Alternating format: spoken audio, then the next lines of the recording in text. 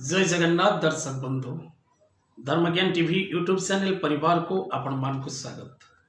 जो मित्र माने हमारी चैनल को लाइक शेयर और सब्सक्राइब करि नांती से माने लाइक शेयर और सब्सक्राइब करबा को कदापि भूलंतु नहीं। दर्शक बंधु आज ये कार्यक्रम माध्यम रे आमे आलोचना करिबा जदि आपणकर जन्म राशि मीन राशि हेताय बा आपणकर जन्म लग्न मिलन लग्न हेताय आपणकर राशि मीन बा आपणकर लग्न मीन होता है बा आपणकर नाम राशि अनुसार आपणकर मीन राशि होता है तेबे किपरि रहिबो आपणक संपूर्ण भविष्य कौन रही आपणकर राशि प्रति शुभ अशुभ संकेत से विषय रे आज कार्यक्रम माध्यम रे आमे सविशेष आलोचना करिबा। दर्शक बंधु मीन राशि राश्याधिपति देवगुरु बृहस्पति मित्र ग्रह आपणक राशि पाई रवि और मंगल।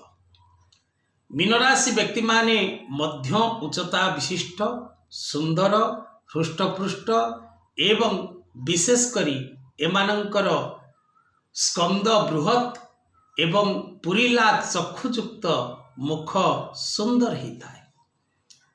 एमाने विशेष करी आत्मविश्वासी एवं एमाने भयालु स्वभाव मध्य बेले बेले देखा जाती। एमानंकर मंद गुण मध्यरे एमानंकर धैर्यहानि चिंता विचलित भयालु आत्मविश्वास रे अभाव एवं बेले बेले एमाने निशासक्त मध्य होता। एमाने जहा आय करती ताहाको कौनसी खुशी कार्य रे एमाने लगे दियंती एवं संचित एमानक पाखरे कम होता है। रोग मध्यरे एमानक निकटरे पाद पीड़ा रक्तहीनता स्नायुविक दुर्बलता कान रोग वायु रोग जखमा पेटरे घा आदि रोग एमाने भोग करता। एमाने संगीत विद्या आईन व्यवसाय ग्रंथकर्ता अध्यापन राजनीति परामर्शदाता बैंक कर्मचारी समाज मंगल कार्य निजुको सामिल करिबा राजनीति क्षेत्र में निजुको सामिल करिबा उत्तम परामर्शदाता हवा एवं हिसाब रक्षक हवा अभिनेता हवा एवं सुगंध द्रव्यर व्यवसाय करिबा मत्स्य व्यवसाय करिबा देवोत्तर विभाग रे रहिबा एवं विभिन्न प्रकार कृषि कर्म करी निजर जीवन एवं जीविका निर्वाह करिबा। जो मानकर मीन राशि मीन लग्न विशेष करी एमाने जन्मर 22 वर्ष पर्यंत दुख कष्ट एवं पीड़ा भोग करती। 22 वर्ष परे एमानक जीवन रे परिवर्तन आसे। एमाने विशेष करी निज सिंहरे माटी ताड़ीबा को चेष्टा करती एवं निज सिंहरे माटी ताड़ी सफलता मध्य लाभ करती। 42 वर्ष रु 62 वर्ष पर्यंत समय एमानक पाई कष्टकर मध्य रुहे। एमाने 26 वर्ष रु 72 वर्ष पर्यंत वृद्ध अवस्था समय रे एमानकर भाग्यर उन्नति घटे एवं एमानक मध्य किछि परिश्रम करने को पड़ता है। निजर मान पद प्रतिष्ठा एवं पोजिशन को कंट्रोल ले रखिबा पई एमान को मध्य हार्ड वर्क करने को पड़ता है। एमान को शरीर उपरे विशेष करी राहुर कुदृष्टि पड़ता है। सेति पई एमाने बिना कारण रे मुंड व्यथा व्यग्रता मस्तक रे आघात रक्तचाप वृद्धि संतान चिंता तथा पति पत्नी जीवन रे कलह क्लेश मतांतर मनांतर शिकार एमाने हेता।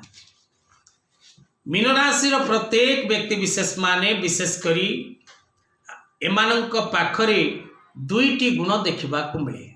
एमाने जेतिकी नरम सेतिकी गरम प्रकृतिर मध्य हेतांती। एमानंक पाई प्रति मासर 3 तारीख 8 तारीख 9 तारीख 12 तारीख 19 तारीख और 29 तारीख अशुभप्रद होता है एवं शुक्रवार दिवसटी मीन राशि व्यक्ति विशेष मान अशुभप्रद फल प्रदान करिथाए।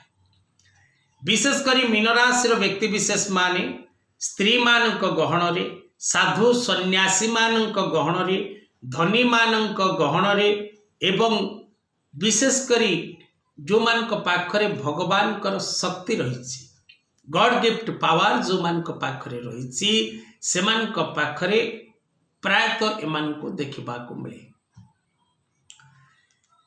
मीन राशि व्यक्ति विशेष माने विशेषकर धर्मनीति शिक्षा करवा, राजनीतिक क्षेत्र में प्राधान्य विस्तार करवा, लेखक कवि प्रशासन संबंधी चाकरी और व्यवसाय क्षेत्र में एमान को पूर्ण सफलता लाभ होता है।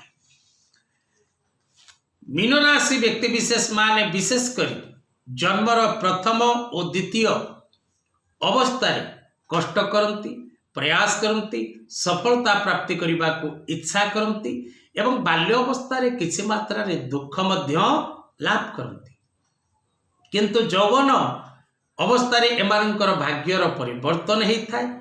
एमाने निज प्रचेष्टा रे निज भाग्य को परिवर्तन करिबारे सक्षम होता।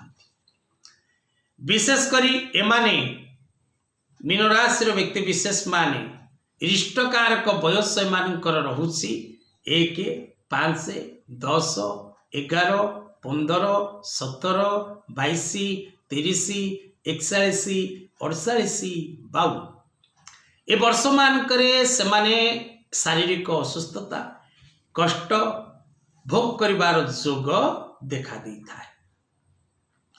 विशेषकर एमाने जदि प्रत्येक दिन लक्ष्मी नारायणकर आराधना करती, लक्ष्मी नारायणकर पूजा करती एवं पीत पुष्पराग रत्न धातु धारण करती एवं ब्रह्मजष्टि चेर धारण करती, बृहस्पतिवार अर्थात गुरुवार दिन विष्णु नारायण को दर्शन करती, तेबे एमानक जीवन रे अनेक शुभ फल मध्य लाभ होता है। तेणु मीन राशि व्यक्ति विशेष माने विशेषकर परोपकारी होती, दयालु होती, कर्मवीर होती एवं निज भाग्य को निजे परिवर्तन करिबार शक्ति रखि था। आज कथावस्तु को ये रखा। जय